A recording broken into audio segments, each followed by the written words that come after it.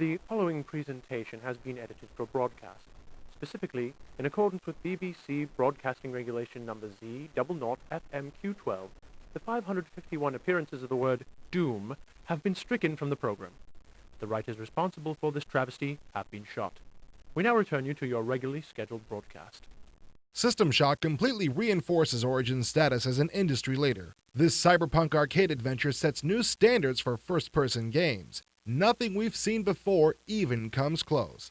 It's got mood, exploration, puzzle-solving, and nerve-damaging action. You can actually see your pulse skyrocket. Don't mince words now. Tell us what you really think. Okay. Did I mention the awesome context-sensitive soundtrack? How about the ability to look up, down, and around corners? And that you can climb, and... Okay. Geez, I'm sorry I asked. The frame rate Looking Glass has achieved is amazing. While it's not as fast as as that well-known first-person shooter, it's faster than anything else in the same vein, even though there's a lot more going on with the gameplay. Stop implying that this is a shooter, because it's not. Yes, you do shoot things, but exploration is actually the main point. You're right about the speed, though. I was floored. This game makes me want to run right out and buy a Pentium. The essence of the story is this. You're a hacker. You hacked in somewhere you oughtn't have, thereby attracting the attention of Tri-Optimum Corporation. You thought they would do you in, but instead they offered you a job. Hack into Shodan, an artificial intelligence which runs a space station called the Citadel. Given that you're a hacker par excellence, naturally you succeed. Tri-Op rewards you for your expert service by implanting you with a neurojack that will allow you to enter cyberspace, making you an even better hacker than before. After 6 months in a healing coma, you awaken on Citadel Station to discover that you are the only living thing there that hasn't been mutated, cyborged, or killed outright. Everything else that's still alive and ambulatory works for Shodan, and their job is to make sure that you don't interfere with the insane AI's plan to exterminate humankind. Worse wake-up call? And you thought Mondays were a pain. Speaking of cyberspace, how did you like it? I liked it a lot. It's definitely better than previous attempts. Like in Neuromancer and BloodNet? Exactly. You can jack into the system and open doors, download security upgrades, all kinds of things. Still, it wasn't as realistic as it could have been. I'd have liked it better if it felt more like hacking than playing an arcade game. Cyberspace is the only thing I don't love about this game.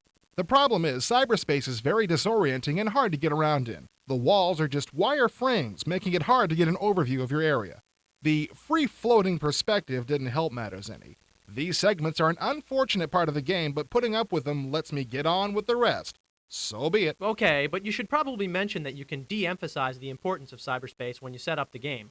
For that matter, you can customize the game exactly to your preferences by setting difficulty levels in combat, cyberspace, puzzles, and missions. Back in the real world, some hefty neutral implants give you the ability to incorporate hardware and software items into your consciousness. These include map chips, targeting software, and the rear view glasses shown here. I really like the way you can pick up software that gives you special abilities. Auto mapping, surround views, full screen mode, and so on.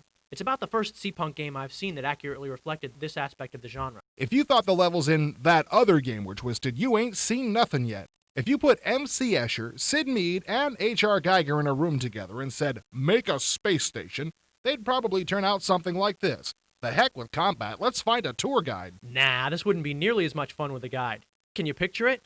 To your left, you will notice a Hopper security droid in its natural habitat.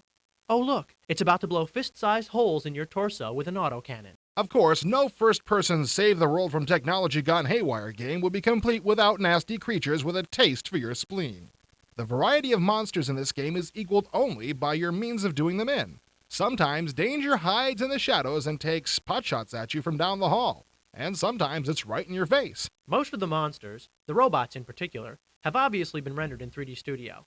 So much for our theory that nothing good can come out of that particular package. Yep, Looking Glass clearly doesn't subscribe to the all-glitz, no-gameplay formula. The interface is about the easiest imaginable control system for a 3D game.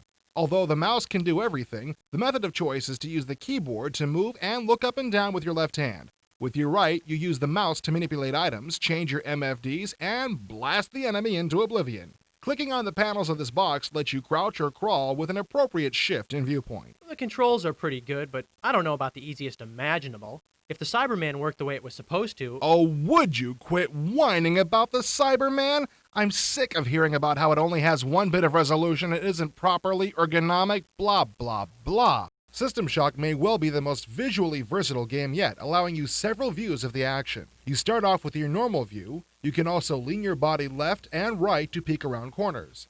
Picking up an add-on gives you a rear view. Another lets you go to full screen mode, complete with your regular MFDs and icons. If you really want to freak out, suck down some of the crazy hallucinogens scattered about. As you explore the station, you'll encounter lots and lots of bodies. Don't be squeamish, search them. Where there's dead people, there's usually at least one log entry you can read. These journals, written by the former inhabitants, describe the events you missed while in your healing coma. They also contain valuable clues, so if you want to stay alive, not to mention having a shot at stopping Shodan, pay attention to the voices of the dead. One cyber headache aside, System Shock is one of the best games I've ever played. I agree. This is the archetypical action game taken to a new extreme of fun and addictiveness. I would probably finish this game in one weekend of non-stop playing, given the opportunity. Looking Glass has taken their experience with the Ultima Underworld games and created a masterpiece of computer entertainment. I hate to use a meaningless term like virtual reality game, but it's the easiest way to describe it.